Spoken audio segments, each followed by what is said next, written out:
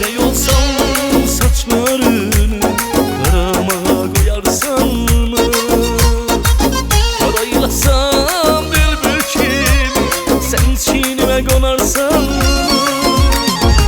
Her küleyle hüner olmaz saçlarını daramağa.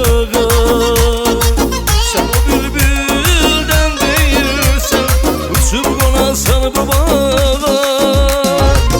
Gözyaşım tecek aydım ben senin o gül yanağına.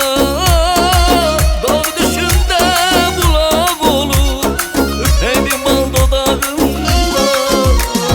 Dolanın başına dolanın, dolanın başına dolanın.